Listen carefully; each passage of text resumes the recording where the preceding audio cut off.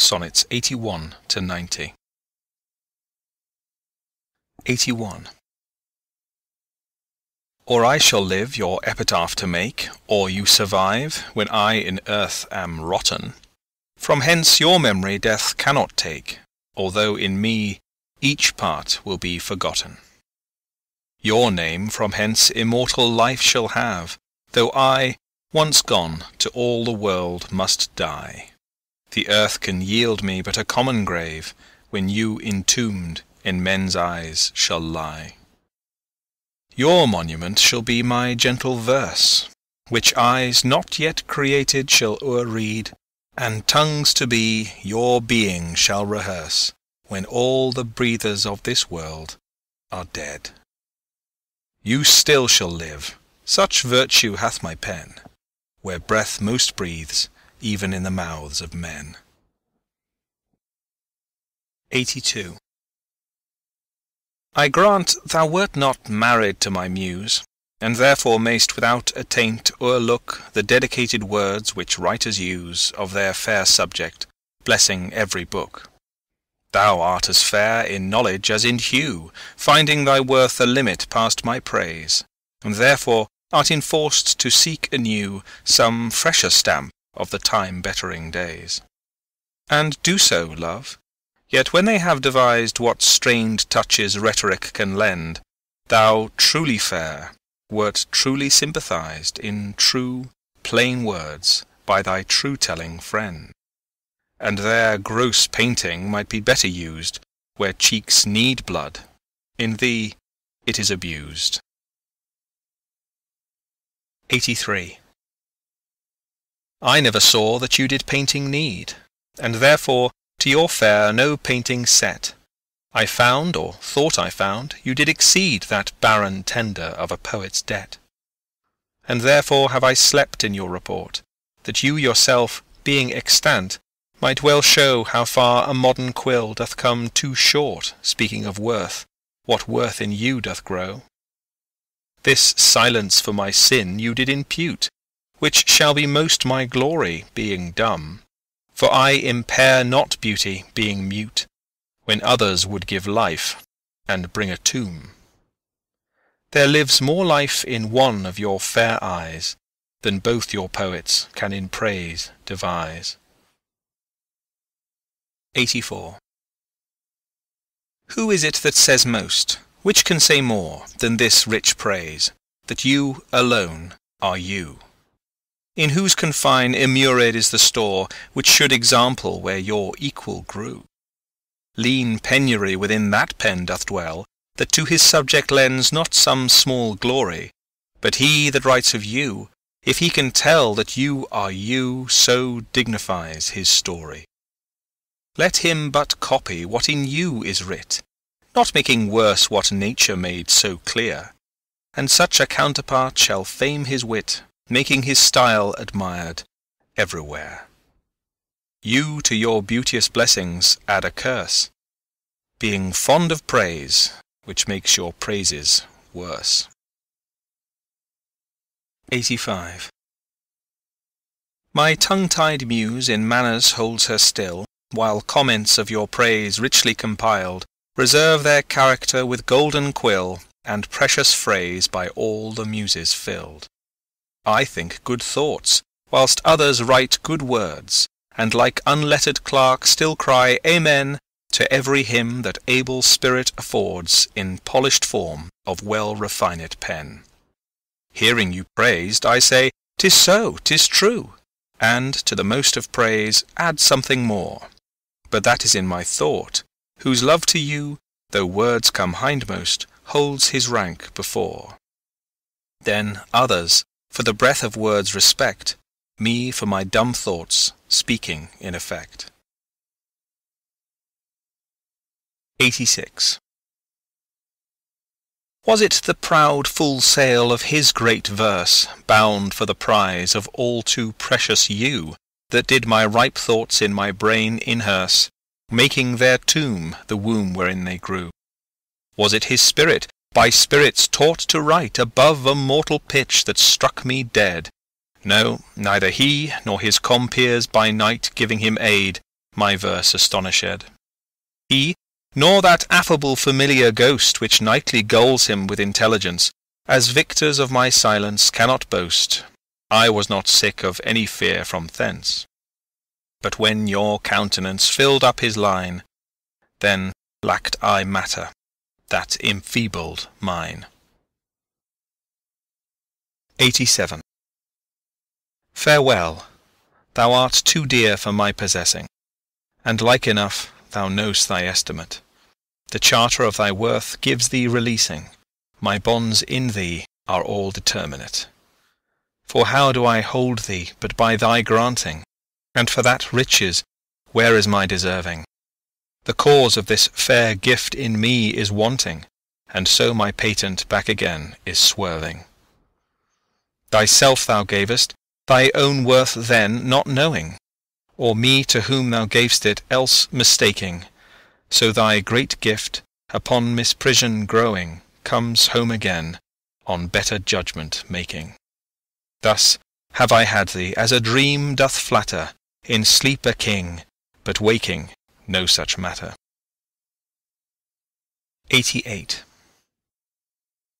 When thou shalt be disposed to set me light, and place my merit in the eye of scorn, upon thy side against myself I'll fight, and prove thee virtuous, though thou art forsworn. With mine own weakness, being best acquainted, upon thy part I can set down a story of faults concealed, wherein I am attainted, that thou in losing me shall win much glory.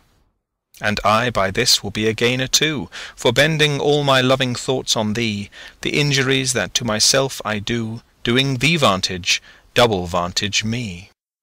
Such is my love, to thee I so belong, that for thy right myself will bear all wrong.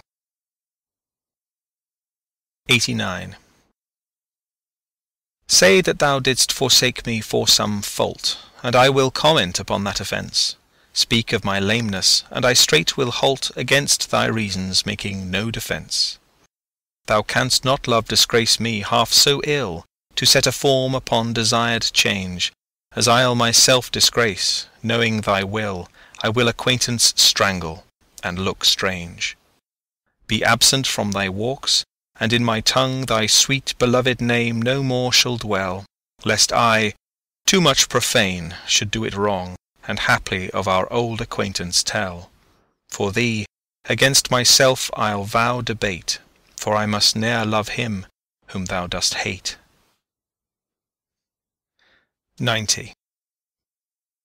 Then hate me when thou wilt, if ever, now, while the world is bent my deeds to cross, join with the spite of fortune, make me bow, and do not drop in for an after-loss. Ah, do not, when my heart hath scaped this sorrow, come in the rearward of a conquered woe, give not a windy night a rainy morrow, to linger out a purposed overthrow. If thou wilt leave me, do not leave me last, when other petty griefs have done their spite, but in the onset come, so shall I taste at first the very worst of fortune's might. And other strains of woe, which now seem woe, compared with loss of thee, will not seem so. End of Sonnets 81 to 90. Sonnets 91 to 100. 91. Some glory in their birth, some in their skill, some in their wealth, some in their body's force, some in their garments, though new-fangled ill, some in their hawks and hounds, some in their horse. But every humour hath his adjunct pleasure, wherein it finds a joy above the rest. But these particulars are not my measure, all these I better in one general best. Thy love is better than high birth to me, richer than wealth, prouder than garments' costs, of more delight than hawks and horses be, and having thee, of all men's pride I boast. Wretched in this alone, that thou mayst take all this away, and me most wretched make. 92. But do thy worst to steal thyself away, for term of life thou art assured mine. and life no longer than thy love will stay, for it depends upon that love of thine. Then need I not to fear the worst of wrongs, when in the least of them my life hath end. I see a better state to me belongs than that which on thy humour doth depend. Thou canst not vex me with inconstant mind, since that my life on thy revolt doth lie.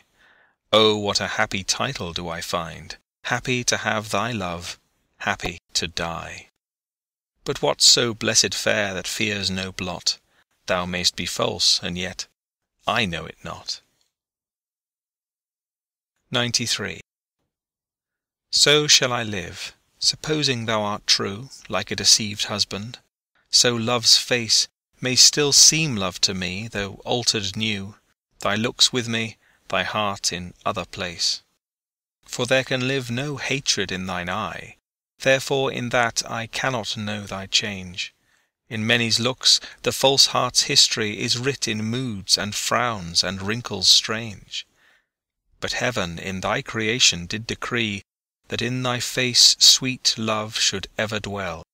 Whate'er thy thoughts or thy heart's workings be, thy looks should nothing thence but sweetness tell. How like Eve's apple doth thy beauty grow, if thy sweet virtue answer not thy show.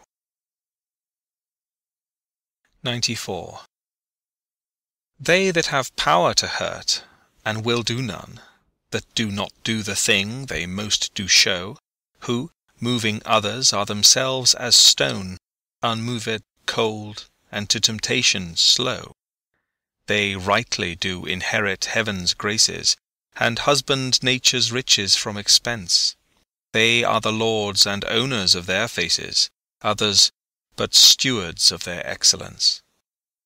The summer's flower is to the summer sweet, though to itself it only live and die. But if that flower with base infection meet, the basest weed outbraves his dignity. For sweetest things turn sourest by their deeds. Lilies that fester smell far worse than weeds. 95. How sweet and lovely dost thou make the shame, which, like a canker in the fragrant rose, doth spot the beauty of thy budding name. Oh, in what sweets dost thou thy sins enclose!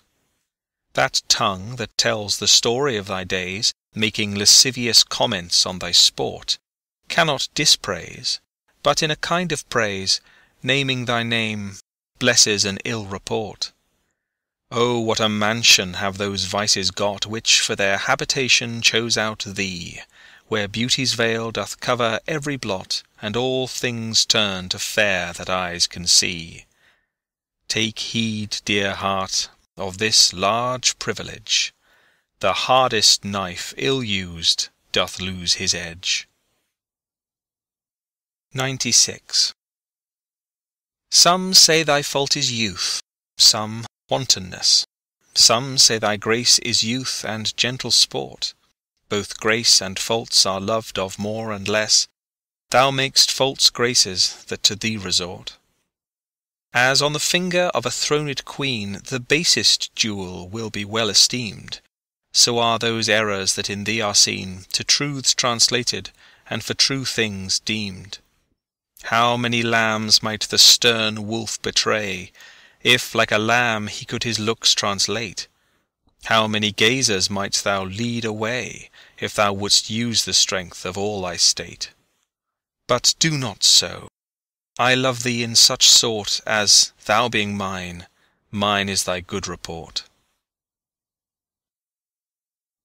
97. How like a winter hath my absence been from thee, the pleasure of the fleeting year! What freezings have I felt, what dark days seen, what old December's bareness everywhere! And yet this time removed was summer's time, the teeming autumn, big with rich increase, bearing the wanton burden of the prime, like widowed wombs after their lord's decease. Yet this abundant issue seemed to me but hope of orphans and unfathered fruit, for summer and his pleasures wait on thee, and thou away, the very birds are mute. Or if they sing, 'tis with so dull a cheer, that leaves look pale, dreading the winter's near. 98. From you have I been absent in the spring, when proud-pied April, dressed in all his trim, hath put a spirit of youth in everything, that heavy Saturn laughed and leaped with him. Yet nor the lays of birds, nor the sweet smell of different flowers in odour and in hue, could make me any summer's story tell, or from their proud lap pluck them where they grew. Nor did I wonder at the lily's white, nor praise the deep vermilion in the rose. They were but sweet, but figures of delight, drawn after you, you pattern of all those. Yet seemed it winter still, and you away, as with your shadow I with these did play. 99. The forward violet thus did I chide. Sweet thief, whence didst thou steal thy sweet that smells, if not from my love's breath? The purple pride which on thy soft cheek for complexion dwells, in my love's veins thou hast too grossly dyed. The lily I condemned for thy hand, and buds of marjoram had stolen thy hair. The roses fearfully on thorns did stand, one blushing shame, another white despair. A third, nor red nor white, had stolen of both, and to his robbery had annexed thy breath. But for his theft in pride of all his growth, a vengeful canker ate him up to death. More flowers I noted, yet I none could see but sweet or colour it had stolen from thee. 100. Where art thou, Muse, that thou forgett'st so long to speak of that which gives thee all thy might? Spent'st thou thy fury on some worthless song, darkening thy power to lend base subjects light? Return, forgetful Muse, and straight redeem in gentle numbers time so idly spent. Sing to the ear that doth thy lays esteem, and gives thy pen both skill and argument. Rise, resty Muse, my love's sweet face survey, if time have any wrinkle graven there, if any be a satire to decay, and make time's spoils despised everywhere. Give my love fame faster than time wastes life, so thou prevent'st his scythe and crooked knife. End of Sonnets 91 to 100. Sonnets 101 to 110. 101. O truant Muse, what shall be thy amends for thy neglect of truth in beauty dyed? Both truth and beauty on my love depends, so dost thou too, and therein dignified. Make answer, Muse, wilt thou not haply say, truth needs no colour with his colour fixed, beauty no pencil, beauty's truth to lay, but best is best, if never intermixed. Because he needs no praise, wilt thou be dumb? Excuse not silence so, for it lies in thee to make him much outlive a gilded tomb, and to be praised of ages yet to be. Then do thy office, Muse, I teach thee how to make him seem long hence, as he shows now. 102. My love is strengthened, though more weak in seeming. I love not less, though less the show appear. That love is merchandised, whose rich esteeming the owner's tongue doth publish everywhere. Our love was new, and then but in the spring, when I was wont to greet it with my lays, as Philomel in summer's front doth sing, and stops her pipe in growth of riper days. Not that the summer is less pleasant now than when her mournful hymns did hush the night, but that wild music burthens every bough, and sweets grown common lose their dear delight. Therefore, like her, I sometime hold my tongue, because I would not dull you with my song. 103. Alack, what poverty my Muse brings forth, that having such a scope to show her pride, the argument all bare, is of more worth than when it hath my added praise beside. O blame me not, if I no more can write. Look in your glass, and there appears a face that overgoes my blunt invention quite, dulling my lines, and doing me disgrace. Were it not sinful then, striving to mend, to mar the subject that before was well? For to no other pass my verses tend, than of your graces and your gifts do tell. And more, much more than in my verse can sit, your own glass shows you when you look in it. 104. To me, fair friend, you never can be old. For as you were when first your eye I eyed, such seems your beauty still. 3 winters cold have from the forests shook 3 summers' pride. 3 beauteous springs to yellow autumn turned, in process of the seasons have I seen. 3 April perfumes in 3 hot Junes burned, since first I saw you fresh, which yet are green. Ah, yet doth beauty like a dial hand steal from his figure, and no pace perceived. So your sweet hue, which methinks still doth stand, hath motion, and my eye may be deceived. For fear of which, hear this, thou age unbred: ere you were born was beauty's summer dead. 105. Let not my love be called idolatry, nor my beloved as an idol show, since all alike my songs and praises be to one of one, still such, and ever so. Kind is my love today, tomorrow kind, still constant in a wondrous excellence. Therefore my verse to constancy confined, one thing expressing, leaves out difference. Fair, kind, and true is all my argument, fair, kind, and true, varying to other words, and in this change is my invention spent, 3 themes in one, which wondrous scope affords. Fair, kind, and true have often lived alone, which 3 till now never kept seat in one. 106. When, in the chronicle of wasted time, I see descriptions of the fairest wights, and beauty making beautiful old rhyme in praise of ladies dead and lovely knights, then, in the blazon of sweet beauty's best, of hand, of foot, of lip, of eye, of brow, I see their antique pen would have expressed even such a beauty as you master now. So all their praises are but prophecies of this our time, all you prefiguring, and for they looked but with divining eyes, they had not skill enough your worth to sing.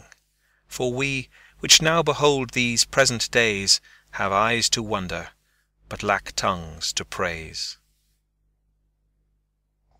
107.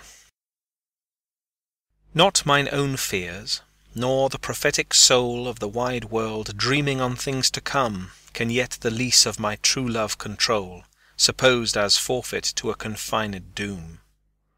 The mortal moon hath her eclipse endured, and the sad augurs mock their own presage. Incertainties now crown themselves assured, and peace proclaims olives of endless age. Now with the drops of this most balmy time, my love looks fresh, and death to me subscribes, since, spite of him, I'll live in this poor rhyme, while he insults o'er dull and speechless tribes. And thou in this shalt find thy monument, when tyrants' crests and tombs of brass are spent. 108. What's in the brain that ink may character, which hath not figured to thee my true spirit?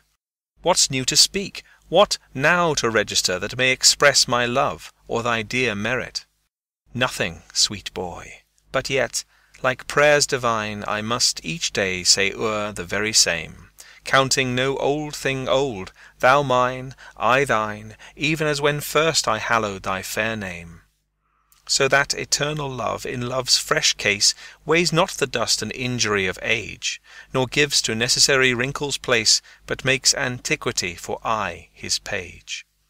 Finding the first conceit of love there bred, where time and outward form would show it dead. 109. Oh, never say that I was false of heart, though absence seemed my flame to qualify. As easy might I from myself depart as from my soul, which in thy breast doth lie. That is my home of love. If I have ranged like him that travels, I return again, just to the time, not with the time exchanged, so that myself bring water for my stain. Never believe, though in my nature reigned all frailties that besiege all kinds of blood, that it could so preposterously be stained to leave for nothing all thy sum of good. For nothing this wide universe I call, save thou, my rose, in it thou art my all. 110. Alas, 'tis true, I have gone here and there, and made myself a motley to the view, gored mine own thoughts, sold cheap what is most dear, made old offences of affections new. Most true it is, that I have looked on truth askance and strangely, but, by all above, these blenches give my heart another youth, and worse essays prove thee my best of love. Now all is done, save what shall have no end. Mine appetite I never more will grind on newer proof, to try an older friend, a god in love, to whom I am confined. Then give me welcome, next my heaven the best, even to thy pure and most loving breast. End of Sonnets 101 to 110. Sonnets 111 to 120. 111. Oh, for my sake do you with fortune chide the guilty goddess of my harmful deeds, that did not better for my life provide than public means which public manners breeds. Thence comes it that my name receives a brand, and almost thence my nature is subdued to what it works in, like the dyer's hand. Pity me then, and wish I were renewed.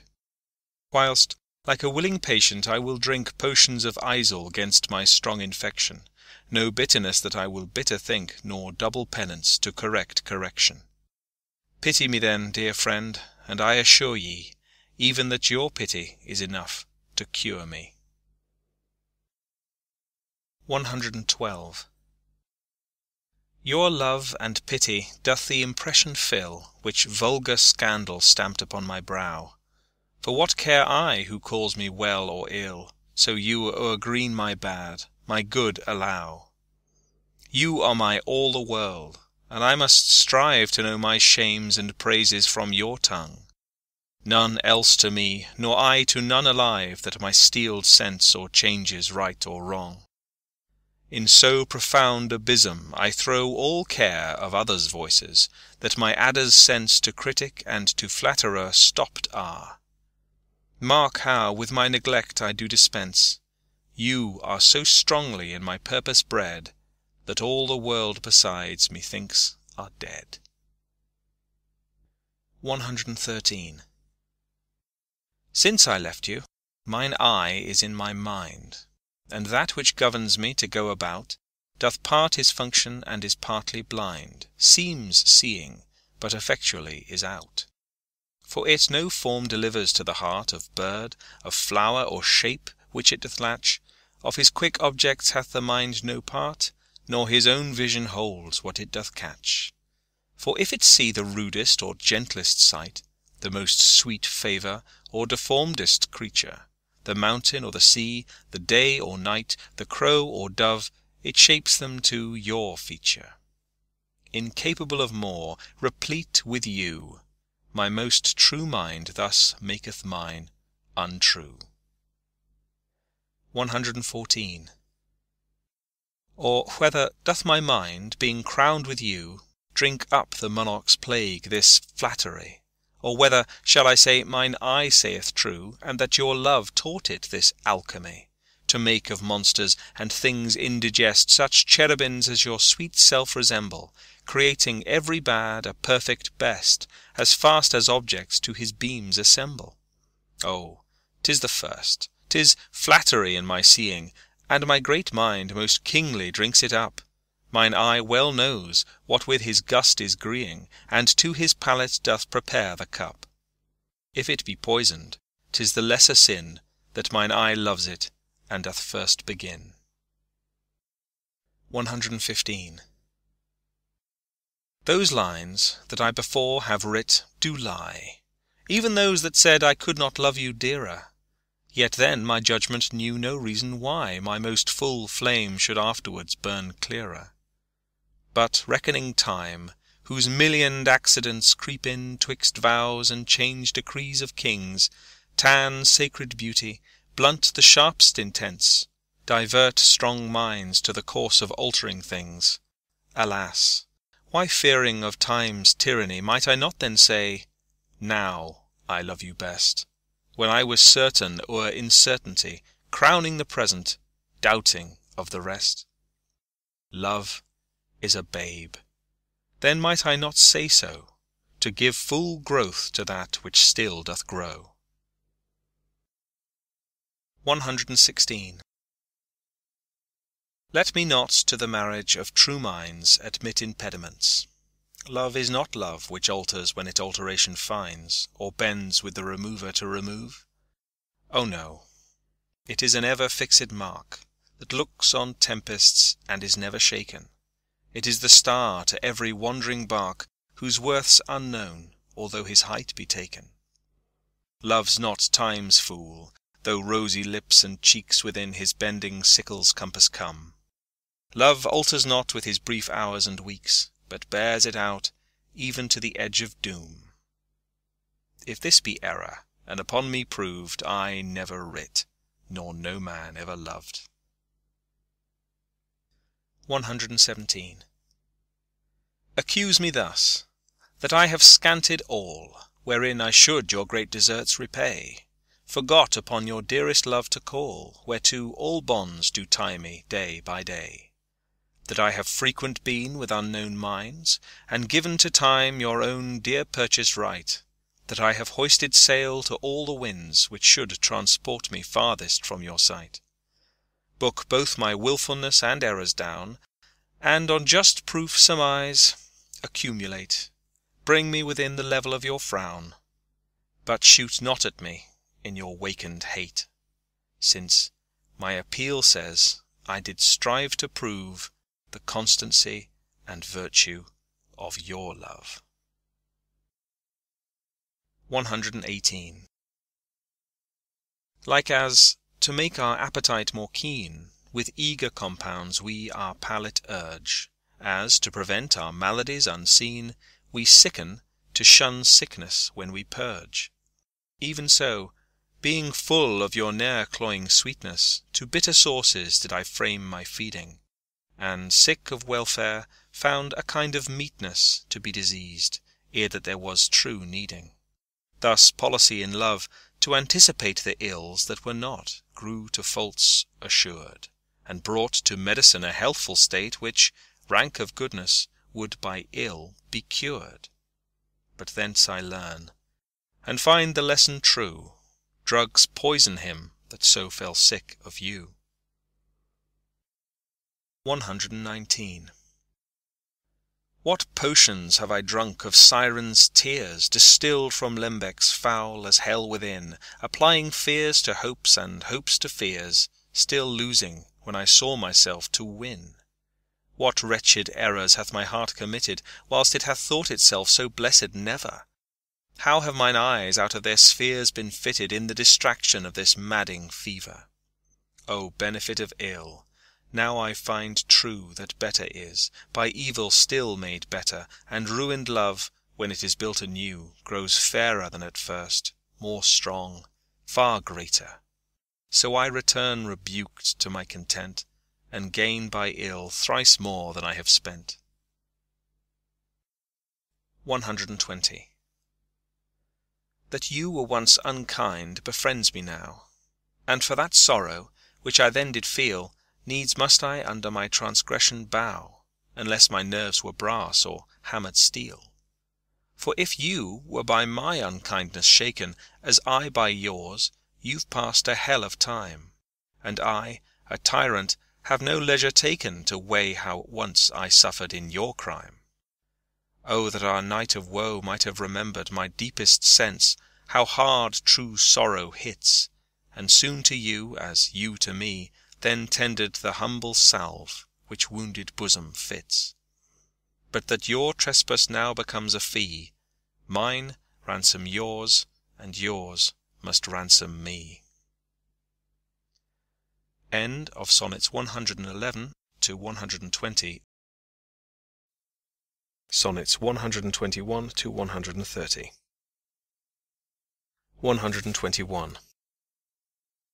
'Tis better to be vile than vile esteemed, when not to be receives reproach of being, and the just pleasure lost, which is so deemed not by our feeling, but by others' seeing.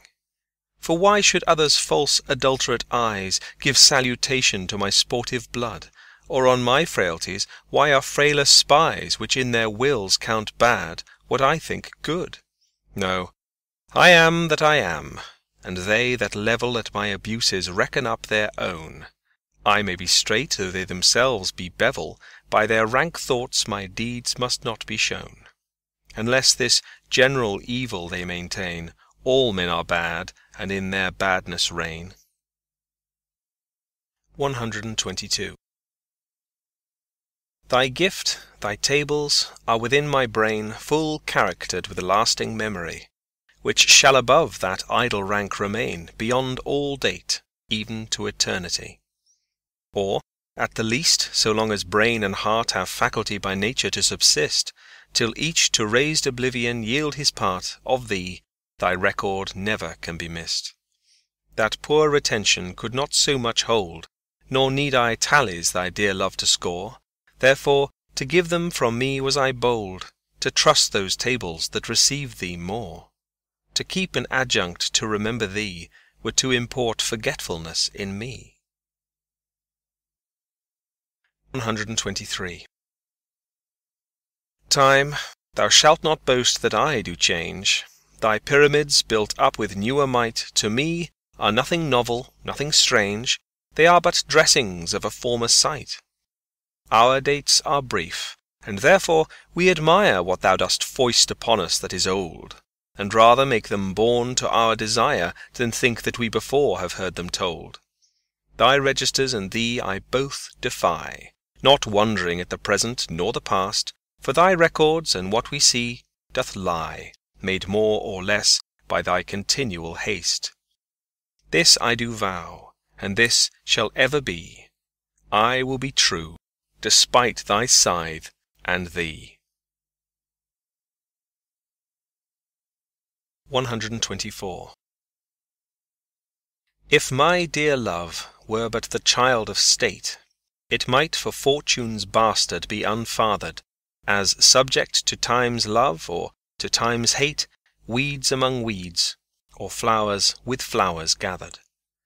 No, it was builded far from accident, it suffers not in smiling pomp, nor falls under the blow of thralled discontent, whereto the inviting time our fashion calls.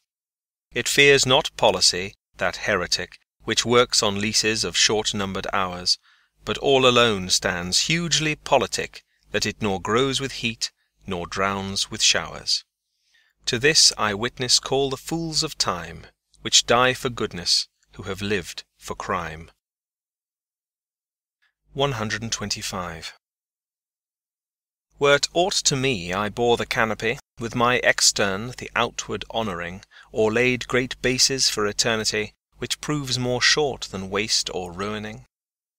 Have I not seen dwellers on form and favour lose all and more by paying too much rent, for compound sweet, foregoing simple savour, pitiful thrivers in their gazing spent? No, let me be obsequious in thy heart, and take thou my oblation, poor but free, which is not mixed with seconds, knows not art, but mutual render, only me for thee. Hence, thou suborned informer, a true soul, when most impeached, stands least in thy control. 126. O thou, my lovely boy, who in thy power dost hold time's fickle glass his fickle hour, who hast by waning grown, and therein show'st thy lover's withering, as thy sweet self grow'st, If nature, sovereign mistress over wrack, as thou goest onwards, still will pluck thee back, she keeps thee to this purpose, that her skill may time disgrace, and wretched minutes kill. Yet fear her, O thou minion of her pleasure, she may detain, but not still keep her treasure. Her audit, though delayed, answered must be, and her quietus is to render thee. 127. In the old age black was not counted fair, or if it were, it bore not beauty's name. But now is black beauty's successive heir, and beauty slandered with a bastard shame. For since each hand hath put on nature's power, fairing the foul with art's false borrowed face, sweet beauty hath no name, no holy bower, but is profaned, if not lives in disgrace. Therefore my mistress's eyes are raven black, her eyes so suited, and they mourners seem, at such who, not born fair, no beauty lack, slandering creation with a false esteem. Yet so they mourn, becoming of their woe, that every tongue says beauty should look so. 128. How oft when thou, my music placed, upon that blessed wood whose motion sounds with thy sweet fingers, when thou gently sway'st the wiry concord that mine ear confounds, do I envy those jacks that nimble leap to kiss the tender inward of thy hand, whilst my poor lips, which should that harvest reap, at the wood's boldness by thee blushing stand. To be so tickled, they would change their state and situation with those dancing chips, o'er whom thy fingers walk with gentle gait, making dead wood more blessed than living lips, since saucy jacks so happy are in this. Give them thy fingers, me thy lips to kiss. 129. The expense of spirit in a waste of shame is lust in action.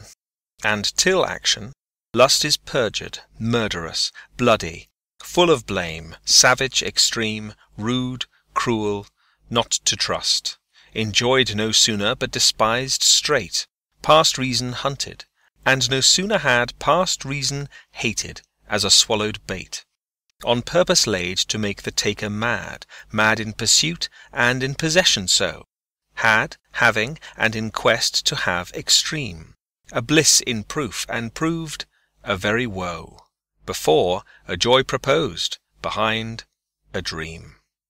All this the world well knows, yet none knows well to shun the heaven that leads men to this hell.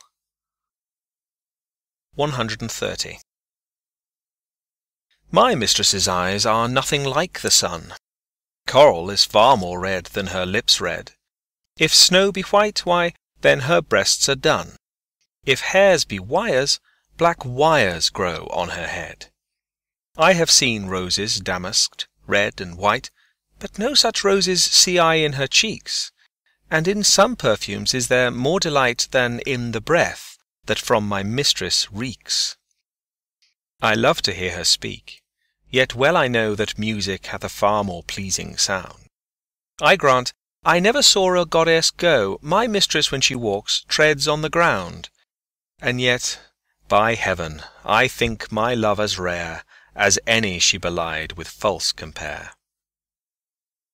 End of Shakespeare's Sonnets 121 to 130. Sonnets 131 to 140. 131. Thou art as tyrannous, so as thou art, as those whose beauties proudly make them cruel. For well thou knowest, to my dear doting heart, thou art the fairest and most precious jewel. Yet, in good faith some say that thee behold thy face hath not the power to make love groan. To say they err, I dare not be so bold, although I swear it to myself alone. And to be sure, that is not false I swear, 1,000 groans, but thinking on thy face, one on another's neck do witness bear, thy black is fairest in my judgment's place. In nothing art thou black, save in thy deeds, and thence this slander, as I think, proceeds. 132. Thine eyes I love, and they, as pitying me, knowing thy heart, torment me with disdain, have put on black, and loving mourners be, looking with pretty ruth upon my pain. And truly not the morning sun of heaven better becomes the grey cheeks of the east, nor that full star that ushers in the even doth half that glory to the sober west, as those two morning eyes become thy face. O let it then as well beseem thy heart to mourn for me, since mourning doth thee grace, and suit thy pity like in every part. Then will I swear beauty herself is black, and all they foul that thy complexion lack. 133. Beshrew that heart that makes my heart to groan for that deep wound it gives my friend and me. It's not enough to torture me alone, but slave to slavery my sweetest friend must be. Me from myself thy cruel eye hath taken, and my next self thou harder hast engrossed. Of him, myself, and thee I am forsaken, a torment thrice, threefold thus to be crossed. Prison my heart in thy steel bosom's ward, but then my friend's heart let my poor heart bail. Whoe'er keeps me, let my heart be his guard, thou canst not then use rigour in my jail. And yet thou wilt, for I, being pent in thee, perforce am thine, and all that is in me. 134. So, now I have confessed that he is thine, and I myself am mortgaged to thy will, myself I'll forfeit, so that other mine thou wilt restore to be my comfort still. But thou wilt not, nor he will not be free, for thou art covetous, and he is kind. He learned but surety-like to write for me, under that bond that him as fast doth bind. The statute of thy beauty thou wilt take, thou usurer that puttest forth all to use, and sue a friend came debtor for my sake, so him I lose through my unkind abuse. Him have I lost, thou hast both him and me, he pays the whole, and yet I am not free. 135. Whoever hast her wish, thou hast thy will, and will to boot, and will in overplus. More than enough am I that vex thee still, to thy sweet will making addition thus. Wilt thou, whose will is large and spacious, not once vouchsafe to hide my will in thine? Shall will in others seem right gracious, and in my will no fair acceptance shine? The sea, all water, yet receives rain still, and in abundance addeth to his store. So thou, being rich in will, add to thy will one will of mine, to make thy large will more. Let no unkind no fair beseechers kill. Think all but one, and me in that one will. 136. If thy soul check thee that I come so near, swear to thy blind soul that I was thy will. And will, thy soul knows, is admitted there, thus far from love, my love-suit sweet fulfill.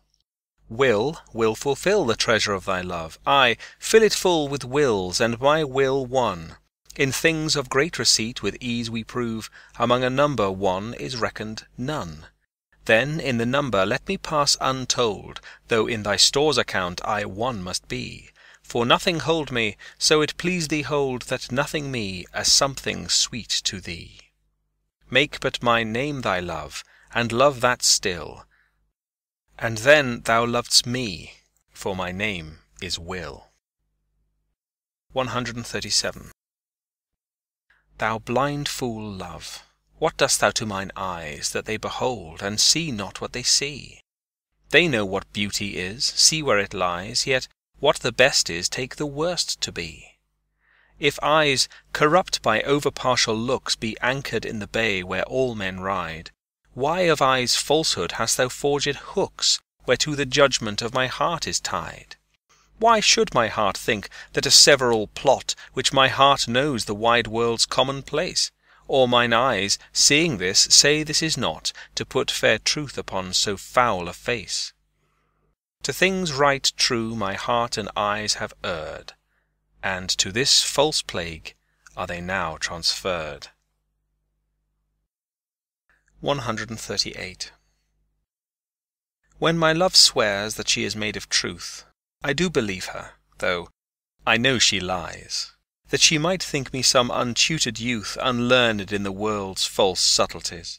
Thus vainly thinking that she thinks me young, although she knows my days are past the best.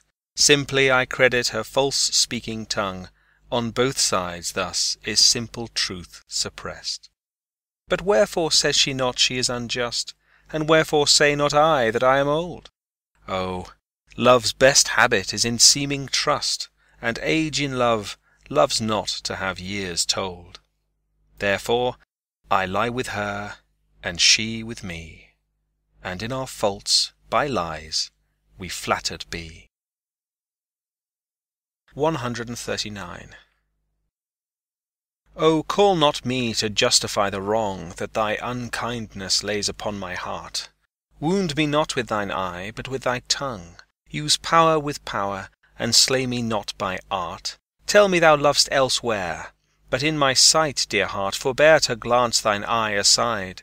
What needst thou wound with cunning, when thy might is more than my oppressed defence can bide? Let me excuse thee. Ah, my love well knows her pretty looks have been mine enemies, and therefore from my face she turns my foes, that they elsewhere might dart their injuries.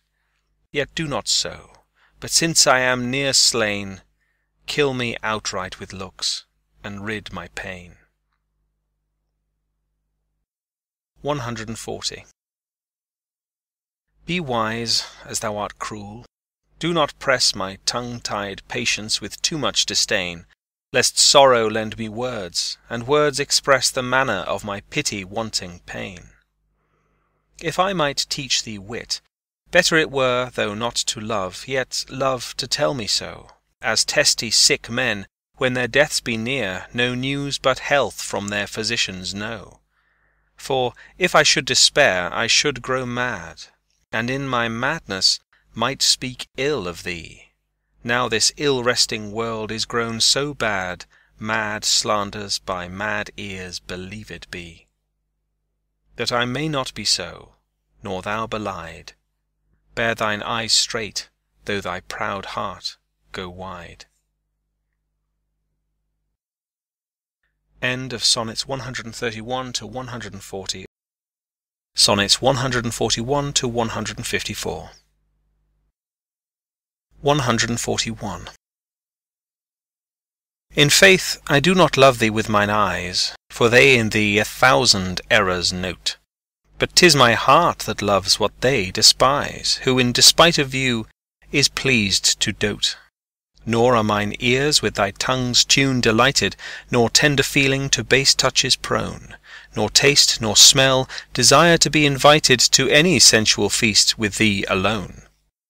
But my 5 wits nor my 5 senses can dissuade one foolish heart from serving thee, who leaves unswathed the likeness of a man, thy proud heart's slave and vassal wretch to be. Only my plague thus far I count my gain, that she that makes me sin awards me pain. 142.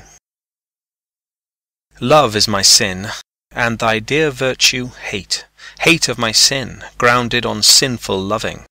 Oh, but with mine compare thou thine own state, and thou shalt find it merits not reproving. Or if it do, not from those lips of thine that have profaned their scarlet ornaments, and sealed false bonds of love as oft as mine, robbed others' beds revenues of their rents. Be it lawful I love thee, as thou lov'st those whom thine eyes woo as mine importune thee, root pity in thy heart, that, when it grows, thy pity may desire to pitied be. If thou dost seek to have what thou dost hide, by self-example mayst thou be denied. 143.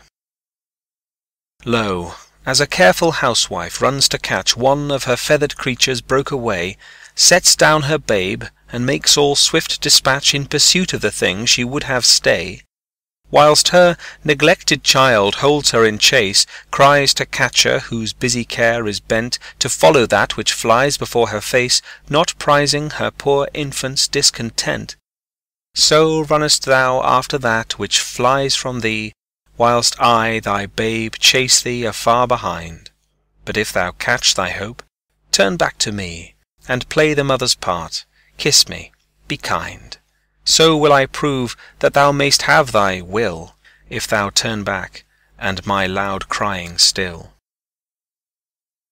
144. Two loves I have, of comfort and despair, which like two spirits do suggest me still.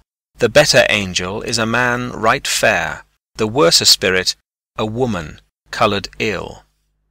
To win me soon to hell, my female evil tempteth my better angel from my side, and would corrupt my saint to be a devil, wooing his purity with her foul pride.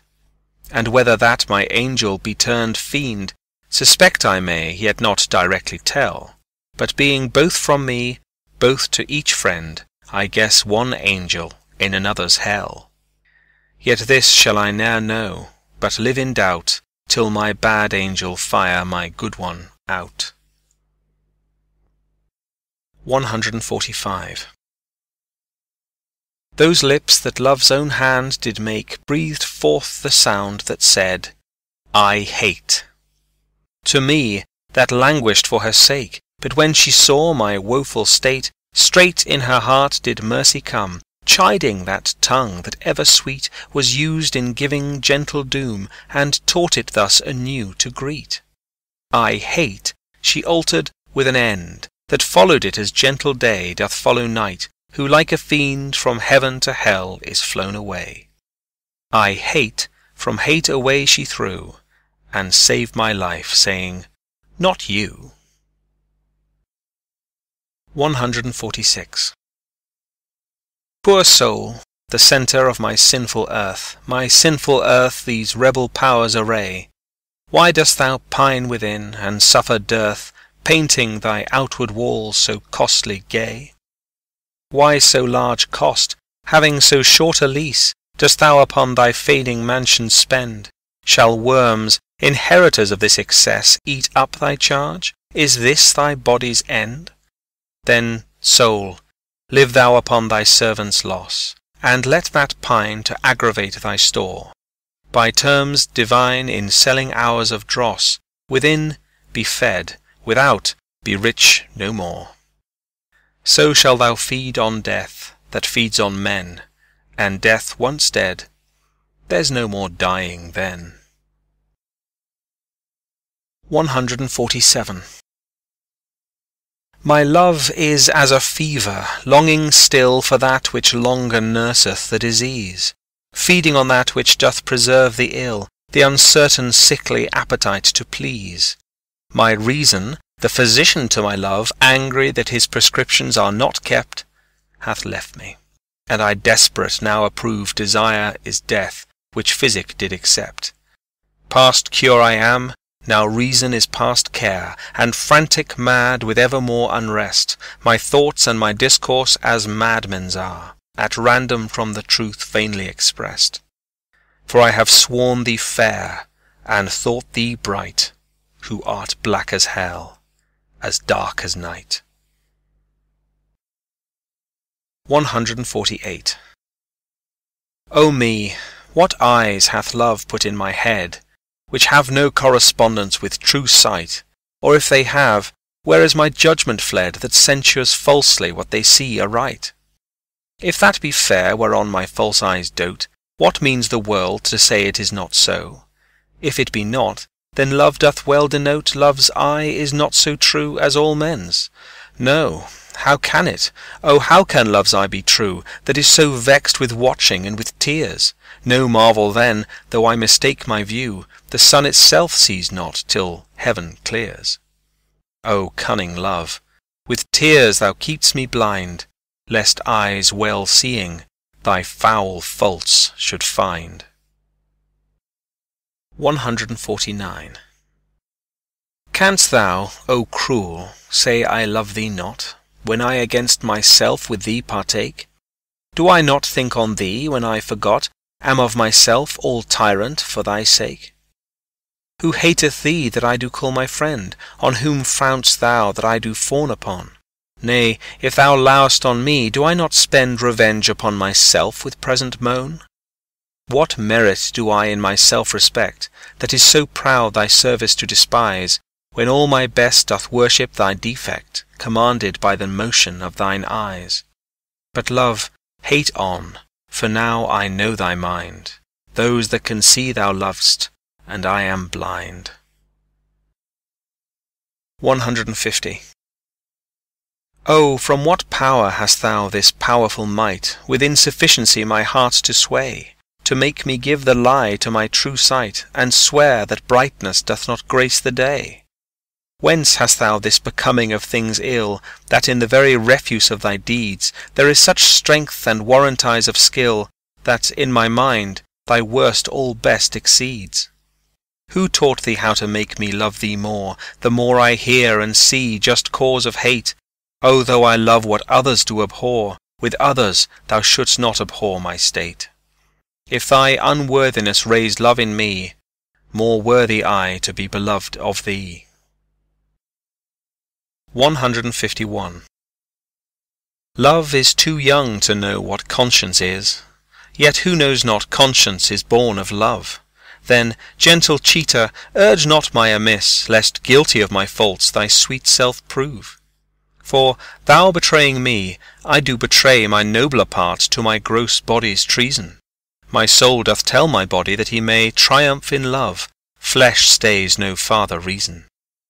But rising at thy name doth point out thee as his triumphant prize. Proud of this pride, he is contented thy poor drudge to be, to stand in thy affairs, fall by thy side. No want of conscience holdeth that I call her love, for whose dear love I rise and fall. 152. In loving thee thou know'st I am forsworn, but thou art twice forsworn to me love swearing. In act thy bed vow broke, and new faith torn, in vowing new hate after new love bearing. But why of 2 oaths breach do I accuse thee, when I break 20? I am perjured most, for all my vows are oaths but to misuse thee, and all my honest faith in thee is lost. For I have sworn deep oaths of thy deep kindness, oaths of thy love, thy truth, thy constancy, and, to enlighten thee, gave eyes to blindness, or made them swear against the thing they see. For I have sworn thee fair, more perjured I, to swear against the truth so foul a lie. 153. Cupid laid by his brand and fell asleep. A maid of Dian's this advantage found, and his love-kindling fire did quickly steep in a cold valley fountain of that ground, which borrowed from this holy fire of love a dateless lively heat still to endure, and grew a seating bath, which yet men prove against strange maladies a sovereign cure. But at my mistress' eye, love's brand new fired, the boy for trial needs would touch my breast. I, sick withal, the help of bath desired, and thither hied, a sad distempered guest, but found no cure.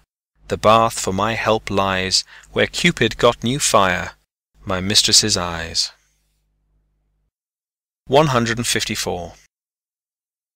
The little love-god, lying once asleep, laid by his side his heart-inflaming brand, whilst many nymphs that vowed chaste life to keep came tripping by, but in her maiden hand the fairest votary took up that fire which many legions of true hearts had warmed, and so the general of hot desire was, sleeping, by a virgin hand disarmed. This brand she quenched in a cool well by, which from love's fire took heat perpetual, growing a bath and helpful remedy for men diseased. But I, my mistress's thrall, came there for cure, and this by that I prove, love's fire heats water, water cools not love. End of Shakespeare's Sonnets by William Shakespeare.